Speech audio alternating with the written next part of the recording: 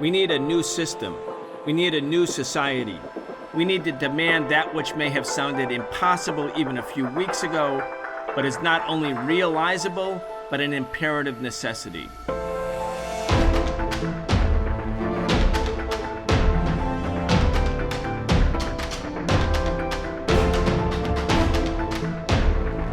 Kamala Harris stated that Iran is the U.S. #1 enemy as Israel pounded Lebanon and Palestine. Donald Trump announced that he was ready to obliterate Iranian cities. Regional war in the Middle East is rapidly expanding. Welcome to the Socialist Program. I'm your host, Brian Becker. Today we're talking once again with Professor Mohammad Marandi to get his insight on the Middle East and what's happening inside of Iran. Mohammad is an expert on American studies and a teacher, a professor at the University of Tehran. Mohammad, welcome back. Thank you very much for inviting me. The news right now, Mohammad, is that Yoav Gallant, the defense minister of Israel, who has met with Lloyd Austin 80 times, we've just learned this, 80 times in the last year, that's multiple times per week, canceled the visit to meet with President Biden this week because Netanyahu insisted that he cancel the visit until Biden talks to Netanyahu himself, and presumably this is to agree upon a war plan directed against Iran. Anyway, I want to get your thoughts, if you have them, about what it means for Gallant's trip to be canceled. Does that have any relevance? What is Netanyahu and what are the Israelis planning? And what's the United States' position on this? In the last 24 hours, Mohammed, the United States, which had earlier insisted that it wanted a 21-day ceasefire in Lebanon, has retracted that and said, no, we're happy. We're cool with what the Israelis are doing. Anyway, a tense moment, obviously. What do you think? What's your assessment? Well, as expected, and as I said earlier, after Sayyid Hassan Nasrallah was martyred, the Israelis have been beaten badly on the border with Lebanon.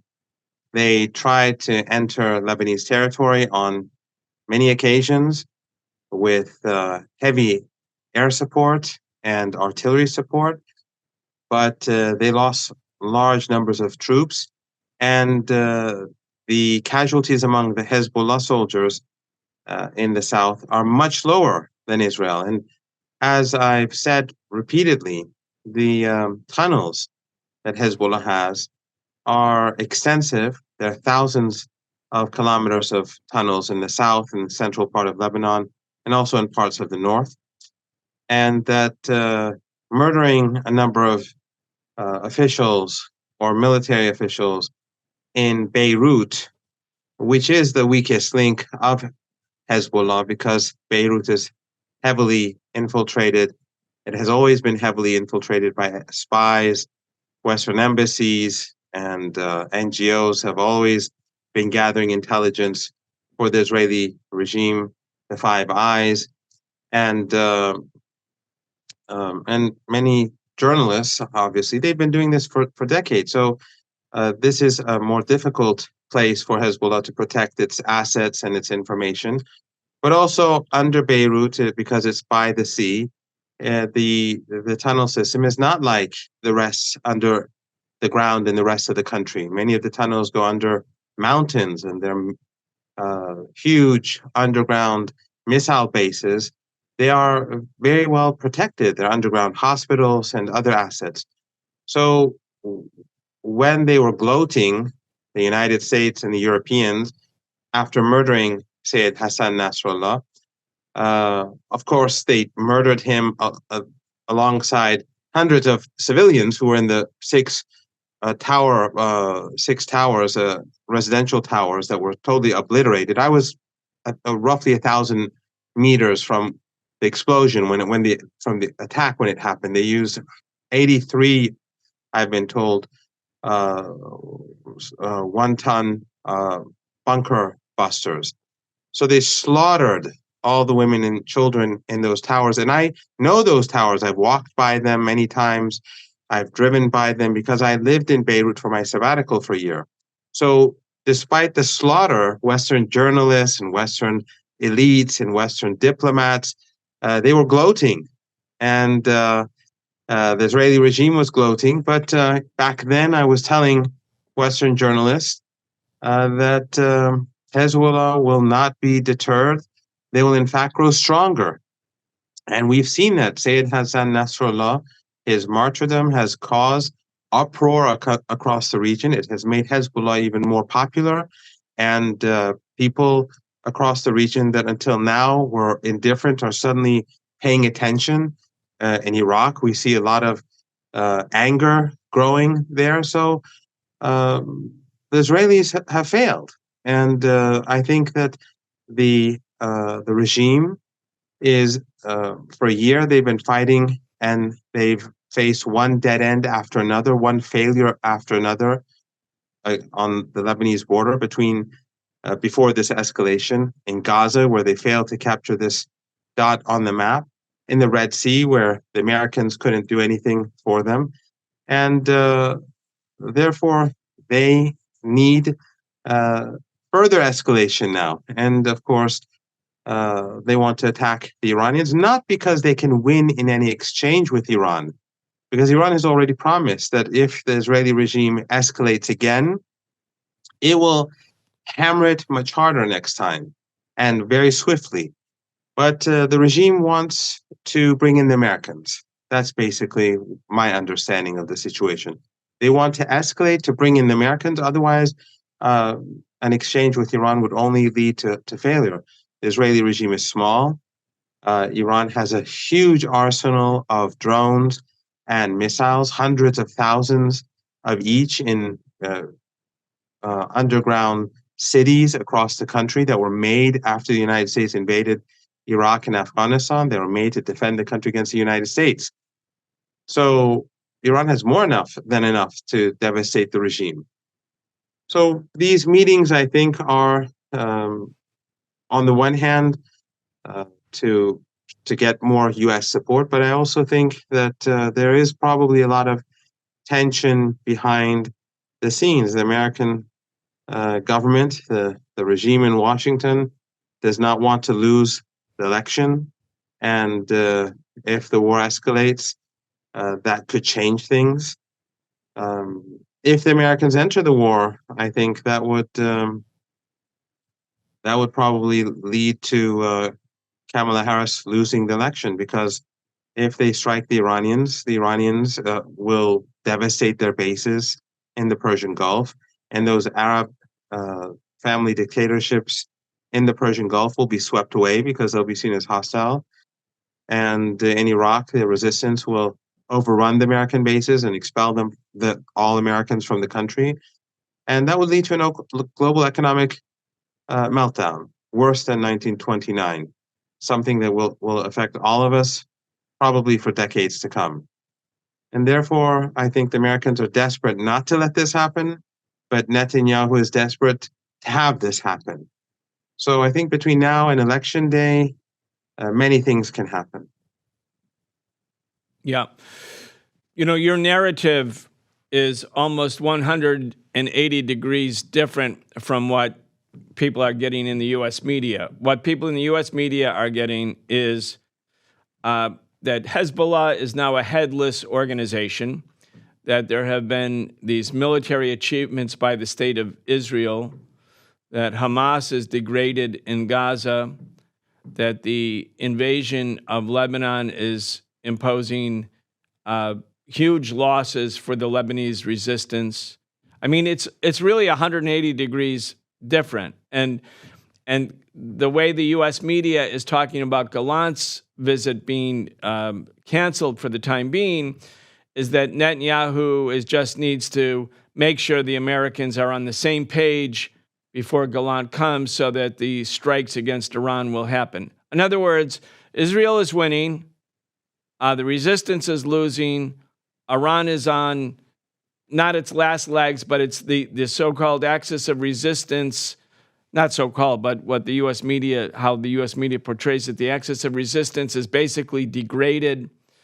Iran standing in the Middle East is weak. I mean, your narrative, Mohammed, is not accepted at all by the U.S. mainstream media. And then at the same time, people in the United States have to remember that everything that they've ever heard about the Middle East has been pretty much premised on a fabrication. Why did the U.S. have to go to war against Iraq? Why did the U.S. have to go to war against Libya? The certainty with which the U.S. media announced that the Assad government in Syria was sure to fall just as the Gaddafi government had fallen in 2011. So anyway, I mean, it's really a remarkable difference of perspective. Is your perspective basically accepted also within the body politic in Lebanon or within Iran? I want to talk about that. And then I want to come back to you with it after we play a short clip. It's Kamala Harris basically sounding like she's ready to go to war with Iran. Anyway, I want to get your follow-up thoughts if I could. Which foreign country do you consider to be our greatest adversary? I think there's an obvious one in mind, which is Iran. Iran has American blood on their hands, okay? This attack on Israel, 200 ballistic missiles. What we need to do to ensure that Iran never achieves the ability to be a nuclear power, that is one of my highest priorities. So if you have proof that Iran is building a nuclear weapon, would you take military action? I'm not going to talk about hypotheticals at this moment. Mohammed, there's a lot there. You know, the U.S. has thousands and thousands, really tens of thousands of nuclear weapons. It's the only country in the world that ever used nuclear weapons. They used them against civilian cities in Nagasaki and Hiroshima. But anyway, aside from the hubris and the arrogance and the warmongering, I want to get your take on things. Well, Brian, I think if we go back to 1982, when the Israeli regime invaded Lebanon, regardless of the fact that there was no Hezbollah back then, so Israeli aggression goes back decades, aggression against Lebanon. They took the capital, Beirut. They committed the Sabra and Shatila massacre, killing almost 4,000 Palestinians in 36 hours with their Christian right-wing militia allies in Lebanon, which still exist today and who are very close to Western embassies. So genocide is nothing new to the Israeli regime. But in 1982, it took them roughly 5 days to get to Beirut. Now, the offensive has been going on for quite a while now, and they have yet to take a village in southern Lebanon. And the casualty figures are high. And live footage comes out of Lebanon from local media of Israeli tanks burning, Israeli soldiers being taken away by injured and dead soldiers taken by helicopter. So it's very difficult to pretend that the Israelis have had, the regime has had any success. While in the West, the media is basically shutting out information for the public, the people in the region are seeing what's happening. During the initial days after the murder of and martyrdom of Sayyid Hassan Nasrallah, there was a lot of concern among ordinary people, but they were still determined. I was in Beirut, as I said, when he was martyred. I was there during the first few days when the fighting, the fighting began. The only success of the Israeli regime has been bombing apartment towers and slaughtering ordinary people. That's their only success.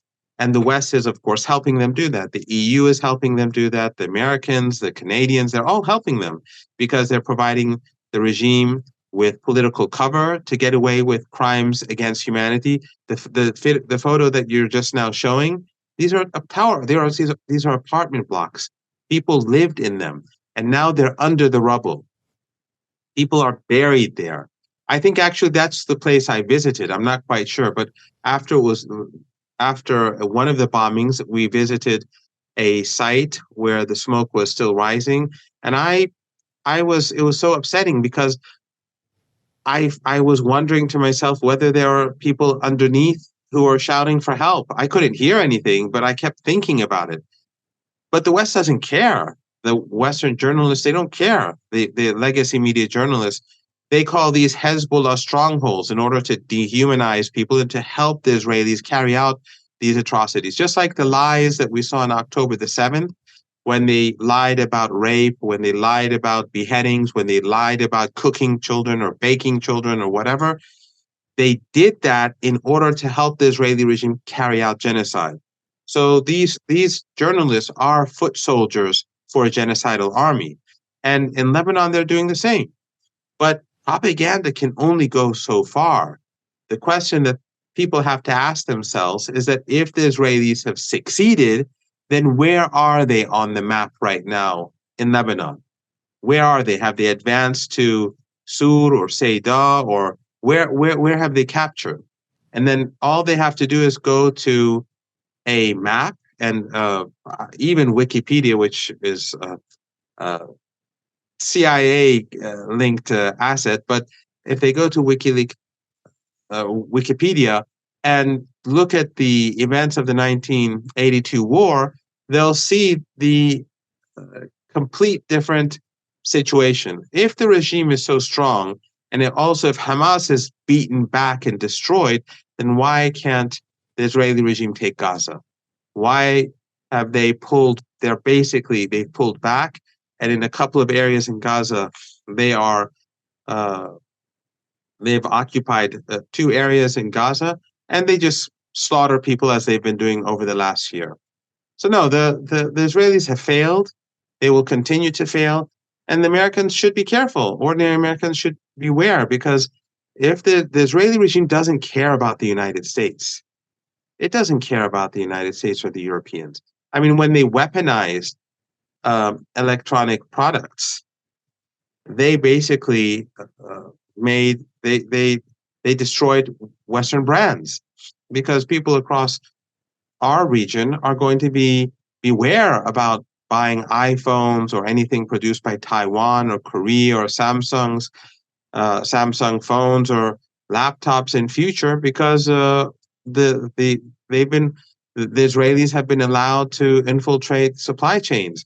When a regime is allowed to do that and to harm Western brands, that shows they don't care about the West. The Israeli regime wants the United States to get into a fight with Iran, a fight that the Americans can't win. No one can win. Everyone will lose. It would be a lose-lose situation for everyone, because, as I said earlier, there's a balance of terror between Iran and the United States. If there is a battle, there will be no more oil or gas coming from this region, from the Persian Gulf region or Iraq or anywhere else. The American economy will collapse, and millions of people, tens of millions of people across the world will be on the move. So the Israelis are fine with that. If it helps them preserve their apartheid regime, their ethno-supremacist regime, so be it. But I think ordinary Americans should be aware that the political establishment doesn't behave too foolishly. Let's go back again for our audience who may not have been paying attention to the Middle East in the early part of 2020.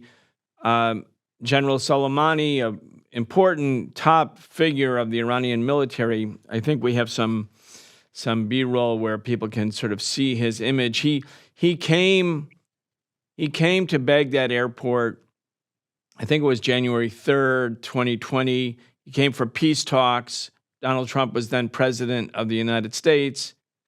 He got out of the plane, he got into a car, and then a US drone like murdered him and murdered the other people in the car, just blew it up in an airport. They just blew it up. And at that time, the Iranians said, look, we're going to retaliate for sure. And in the United States, Mohammed, we started organizing demonstrations. We had tens of thousands of people actually on January 5th in Washington, D.C., and 70 other cities, because it really looked like the U.S. was going to have a big war with Iran at that time, or certainly there was the danger of it. And the Iranians, well, if it wasn't Iran, it was forces that were certainly opposed to U.S. occupation in the Middle East, started striking U.S. military bases in Iraq. And all of the U.S. air defenses were penetrated. Every base that was targeted was struck. It still seemed like a somewhat measured attack because there weren't a lot of U.S. casualties, but there were a lot of U.S. injuries, a lot of U.S. brain injuries, et cetera, et cetera. And basically, Iran said to the Trump administration, okay, the ball is in your court. We've just demonstrated that we can hit your bases in Iraq. If we want to, we can kill a lot of American soldiers. The fact that there's not a lot of American soldiers who are dead is, if anything, a decision on our part to have a measured response, but one that sends a clear message that we can strike. And so everybody was waiting. There was like everybody was on the edge of their seat. What would Trump do? And Trump didn't do anything.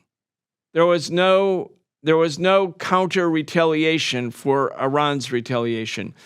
Wisely, the Trump administration stepped back. If they had not stepped back, Mohammed, we would have had full-scale regional and perhaps even greater than regional war. Everybody who pays attention to history knows World War I, which began in 1914, was preceded by the Balkans Wars of 1912 and 1913, and nobody thought in 1914 that World War I was going to be a world war, that 20 million people would die. All of that happened as a consequence of blunders, mistakes, unanticipated events, relationships that were not properly understood.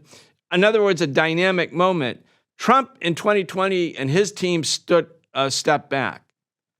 We're in the same situation. Iran has now hit Israel with at least 180 missiles in retaliation for the killing of Nasrallah and Ismail Haniyeh, who was visiting Iran as a guest of Iran, visiting while Iran's new president was being inaugurated. So Iran hit back at Israel. And last time in 2020, the U.S. didn't hit back. But if Israel hits back, this is what you're saying, Mohammed, is that we are on the cusp of a bigger, wider war.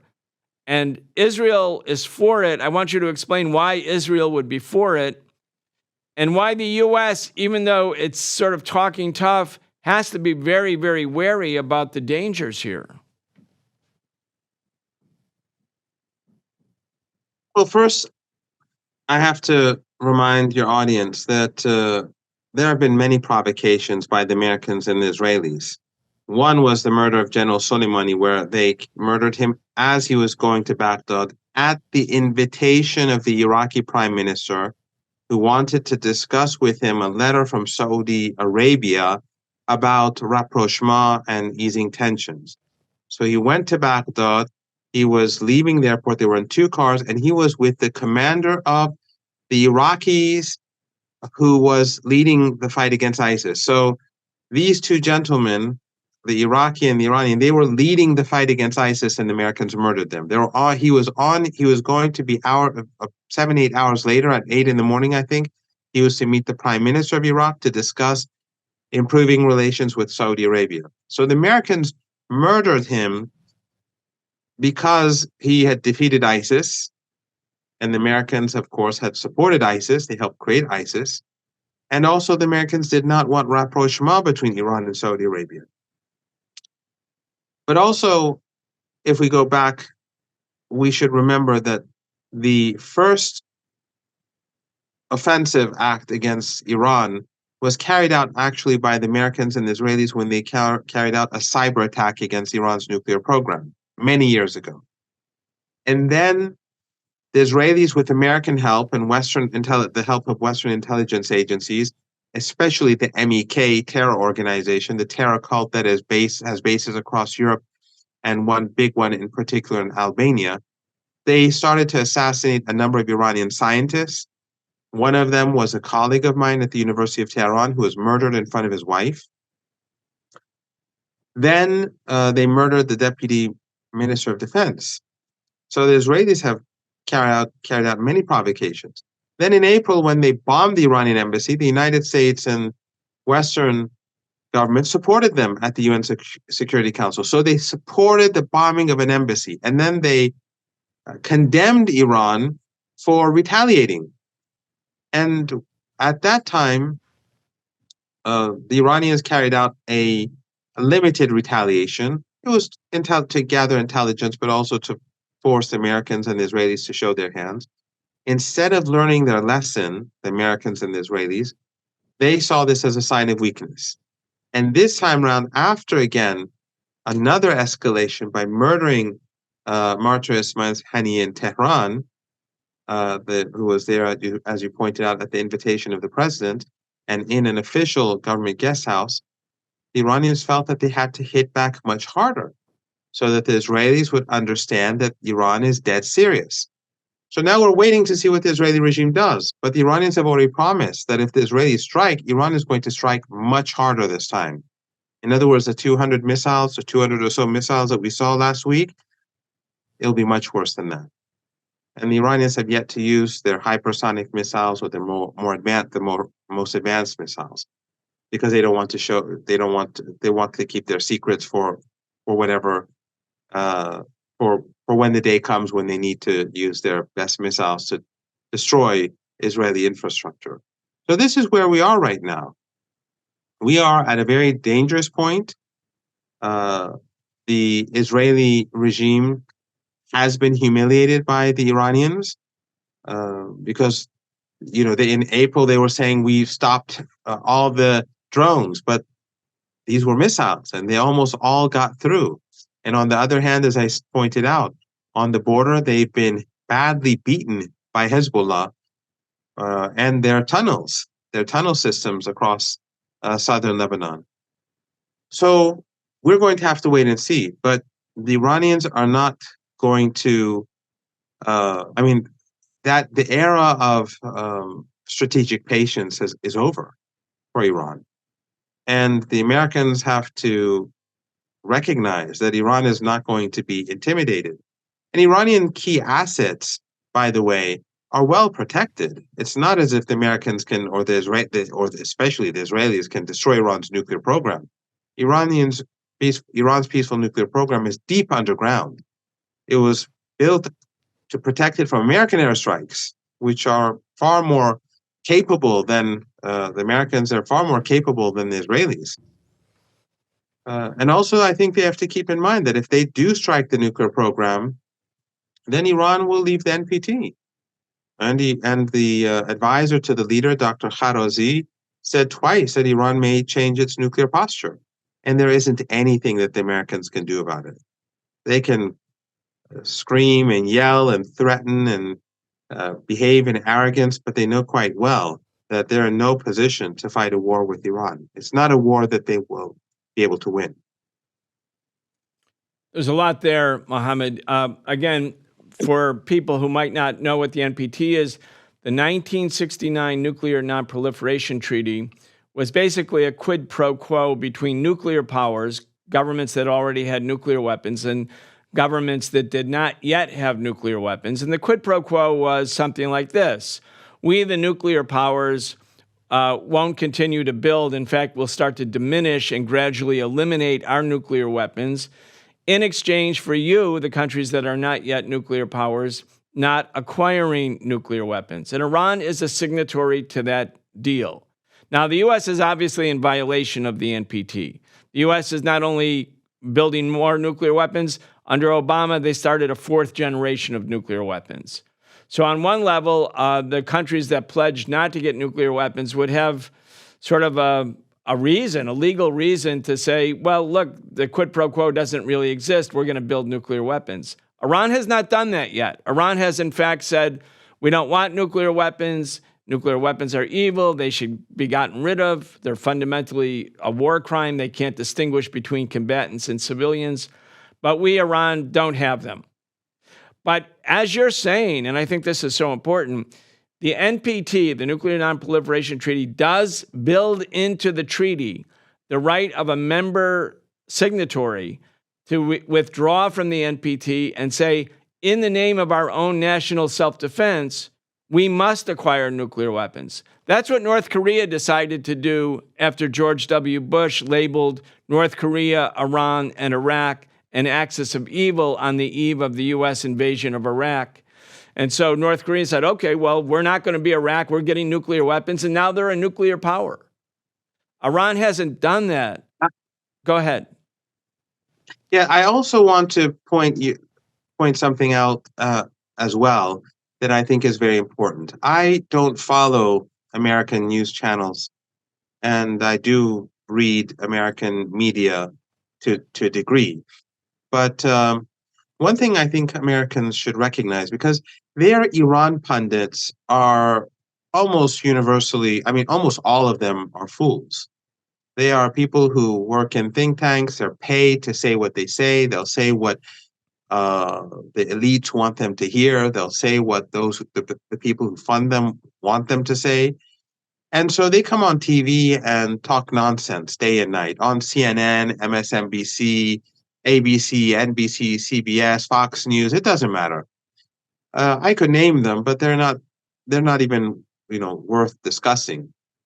So the Americans are basically talking to themselves about Iran.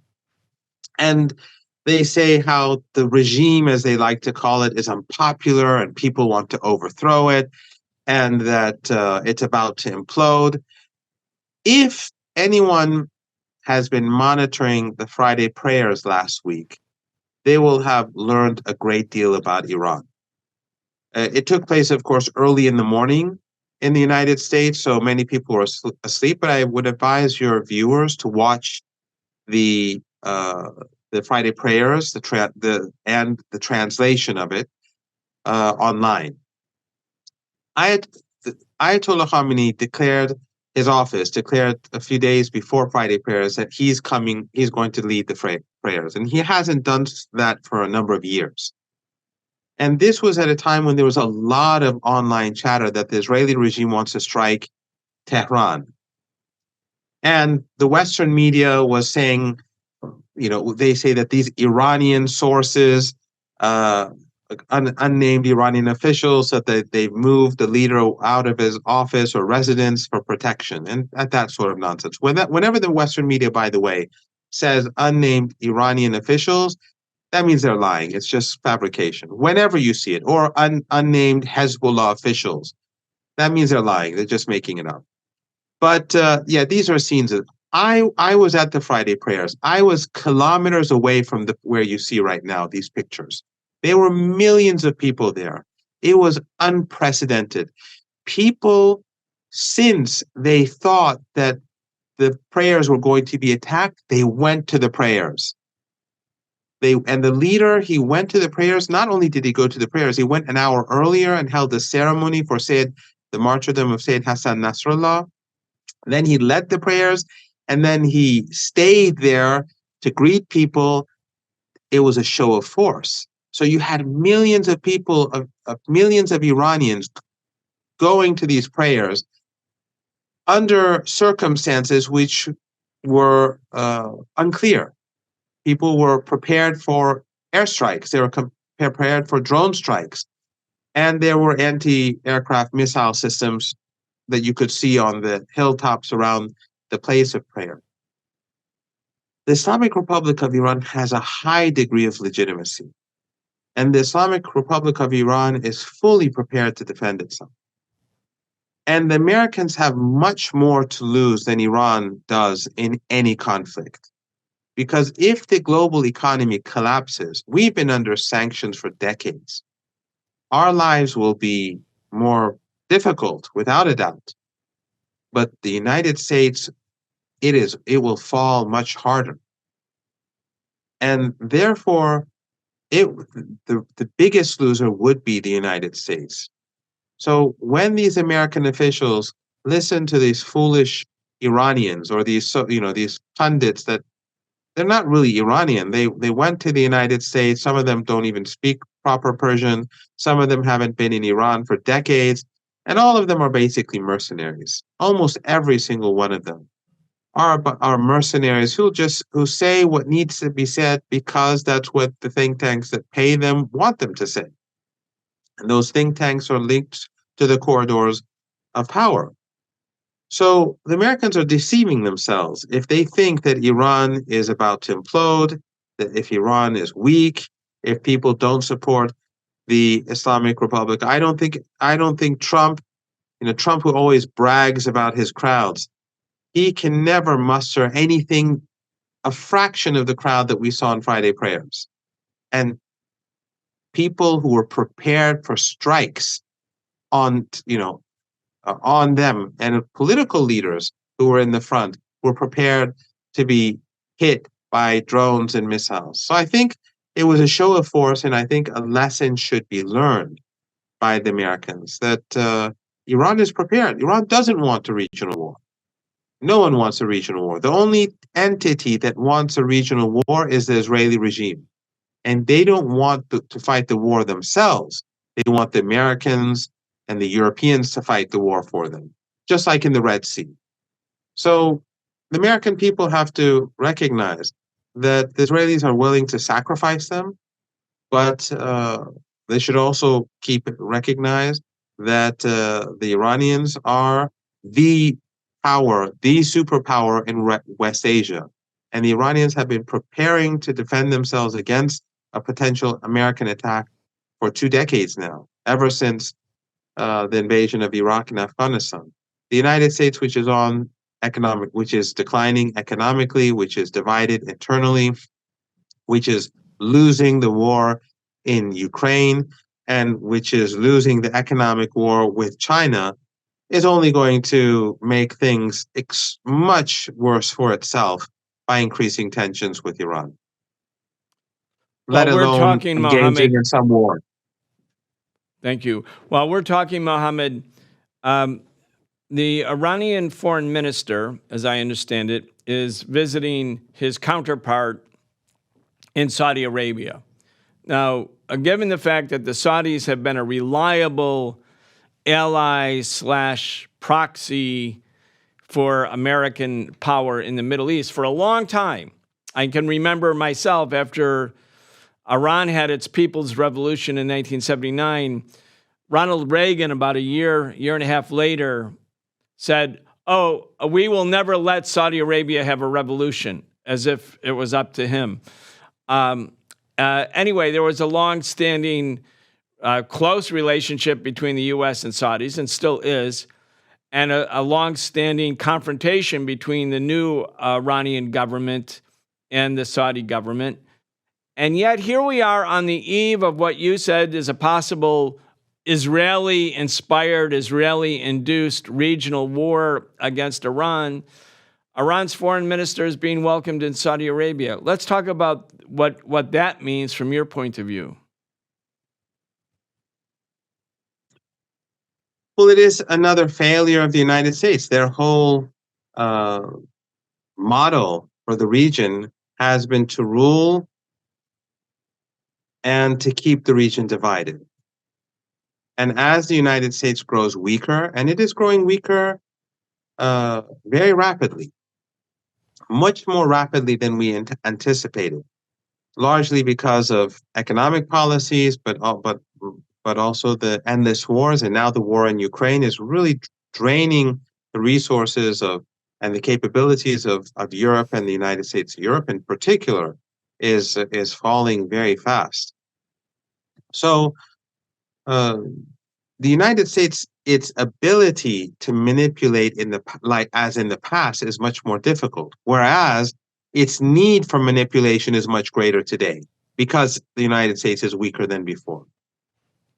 Now, the United States, as we discussed earlier, tried to keep Iran and Saudi Arabia divided by murdering General Soleimani. But then we saw how the Iranians and the Saudis were able to put aside many of their differences. The Chinese also played a part in reestablishing ties between the two. So this is just another symbol of American decline and how the Americans are failing to build a united front against Iran as they did in the past. And we have to remember that the ongoing genocide in Gaza, uh, this is being watched across the world and across the region every day.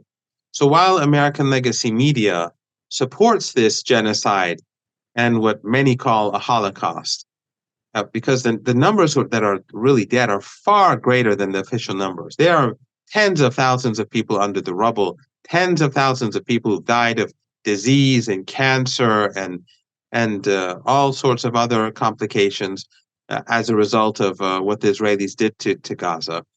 And now the genocidal strikes in Lebanon. These are things that people across the region and across the world are seeing. It's across the global south in particular. And it resonates among people across the global south. I mean, when they watch these scenes, they see their own history. They see the history of colonialism. They see the history of empire. They see they see the scenes in front of them as a repetition of what they read in their history books, whether in different parts of Africa or Latin America or Asia. And that intensifies the anger and the outrage and the disgust that's directed towards the West. And the West has demolished its soft power capabilities as a result. Its image has been completely destroyed alongside that of Israel because the West is genocidal. The West, they can, CNN and MSNBC can justify these horrific acts all they want, or try to twist the narrative, or try to distort the reality all they want. But people are seeing these, and even in the West, the mood has shifted, and people are viewing the Israeli regime and Western regimes differently than before. So in future, the West is never going to be able to talk about human rights in Russia or China or even North Korea, because everyone is seeing what they've been doing for well over a year. So while the United States is militarily not in a position to fight Iran, the United States is also completely discredited outside of the United States. People in our region, inside Saudi Arabia, public opinion is extremely hostile towards Israel. In Jordan, in Egypt, across the region, people are outraged. So does the United States really think that if they intensify a war where they cannot win, that this is going to make things better for them across the region? The uproar, we've already reached the boiling point. And they should recall how a little over a decade ago, a young man in Tunisia burned himself alive over a personal grievance, and that the whole region exploded, and the government of Egypt fell. The closest U.S. ally after the Israeli regime, or one of the closest, it just collapsed. Now it's far more dangerous for the United States and the West. So they are playing with fire. They cannot control the situation anymore. They're much too weak, and the region is gradually tilting away from them, not because necessarily certain pro-Western Arab dictatorships want to be independent from the West. It's because they see that the West no longer can provide their family dictatorships the protection that they want from them. So they have to seek friendship with Iran, with Russia, with China. And as we move forward, I think this is only going to increase. The Iranian people had a revolution in 1979, Mohammed. That's when the U.S. broke diplomatic relations. Since then, for these past 40 plus years, there's been sanctions, economic warfare against the people of Iran. Before that, Iran had been the target of the CIA and British intelligence after the government in Iran between 1950 and 53, a democratically elected government, dared to nationalize the Anglo-Iranian Oil Company, AIOC, or we call it now BP. But the government said, let's use these oil revenues to alleviate poverty in Iran rather than to fatten oil executives in London or Wall Street. And For that sin, the U.S. carried out economic sanctions, a destabilization. It led to a coup d'etat, and it restored a monarch, a dictator, to the throne in Iran. At that time, I want to read something. I just pulled it up from my phone. We see a picture of Jimmy Carter standing with the Shah, who was brought to the power in 1953. And he leaves power only when the Iranian people rise up. And then Carter foolishly brought him to the United States for, quote, medical treatment. But here's what the New York Times said, Mohammed, after the U.S. and the British intelligence carried out this bloody coup d'etat, restoring a dictator to the throne. This is what the New York Times said in 1954. Underdeveloped countries with rich resources now have an object lesson in the heavy cost that must be paid by one of their number, which goes berserk with fanatical nationalism. That's the New York Times boasting about the price that must be paid by third world developing countries that go berserk with nationalism, meaning nationalizing the assets that are being looted from their country by Western transnational corporations. I mean, I think it's so important for the people of the United States because they're only hearing things about Iran, which are these negative, demonizing caricatures, where what we really see in Iran, as you can see in Saudi Arabia or Cuba or Venezuela or all over the world, it's really colonialism versus the people who no longer want to be colonized. And those people who no longer want to be colonized, some could be communists, some could be pan-Arabists, some could be nationalists, some could be Islamicists, but they all want to be free people. And I think it's so important for the American audience to realize that caricaturing the form of government in any of the anti-colonial governments is simply a whitewash of what the real issue is. Anyway, go ahead. Well, I would also add, because I'm not sure, but I think the scene that you showed, or your colleagues showed, of the Shah and Carter may have been where Carter, the last time he saw the Shah before the revolution, he said that Iran was an island of stability. And we saw how wrong he was and how the US-backed regime fell shortly afterwards. The Americans had no idea what was going on in Iranian society, despite having tens of thousands of military advisors and tens of thousands of other Americans working in Iran with very great, excellent salaries. They had no idea what was happening in the country. And I would argue that they have no idea what's going on in the Arab world either, in Arab countries. They say the Arab world wants to align itself with Israel, but they're only talking about these elites and dictatorships that engage with them. But the people on the streets despise the Israeli regime and they despise their own leaders. So the Americans should be very careful about pushing too hard, because we may have other countries in the region that overthrow where the pro-American regimes may begin to grow unstable as a result of what's going on in Gaza and Lebanon and elsewhere. The United States is not the power that it was before, and the region is changing, the world is changing. So the more the Americans push, the more dangerous it becomes for them. And the Islamic Republic of Iran, after the revolution, that's what the Americans called Iran. They said it was a fanatical theocracy. They love, but they were saying that the same thing, as you pointed out, about Mossadegh in 1953. Now, when you look at the same New York Times, they praise Mossadegh, the same New York Times that attacked him back then and called him a fanatic. Now they praise him, but they attack the Islamic Republic of Iran and consider that to be fanatical, because history is okay. You can be a bit more honest about history, but because it doesn't affect you so much, but you can continue. You should still be, the Western media will continue to be dishonest about today because they feel it's in their own interest.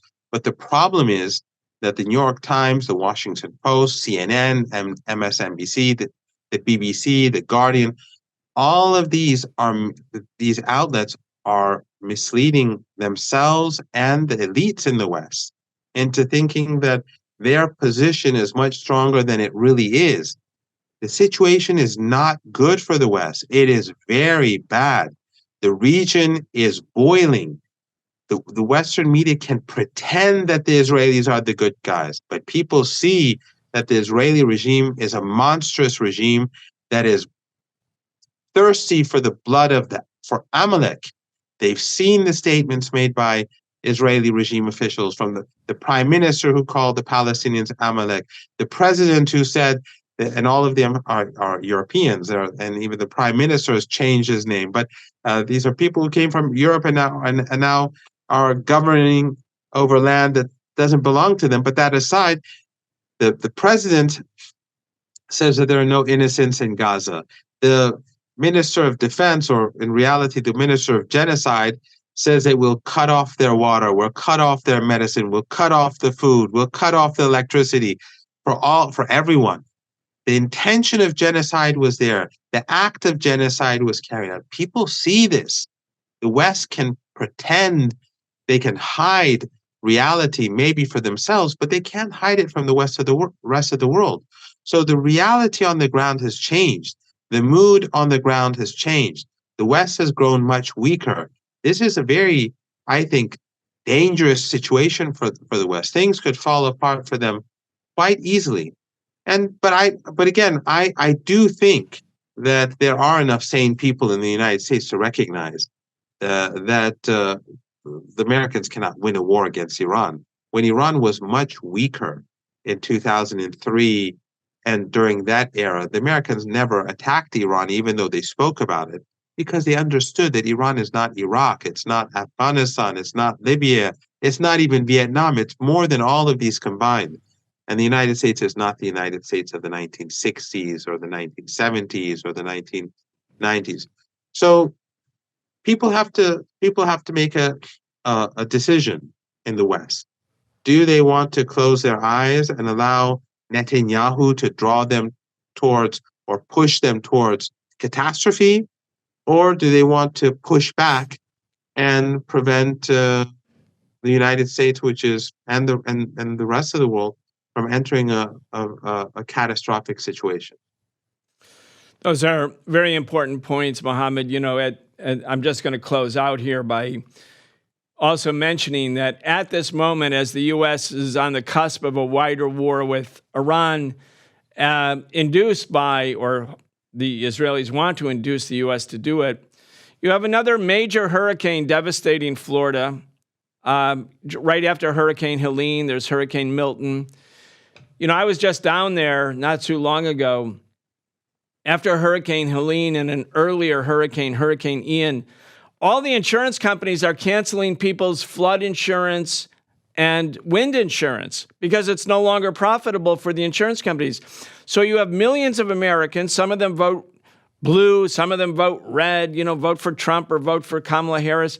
They're getting wiped out. And instead of paying attention to the needs of working class people in the United States who are being devastated by climate catastrophe and who are being abandoned by American institutions like the insurance companies and the banks, not to mention the politicians, the last thing the American people actually need is another war.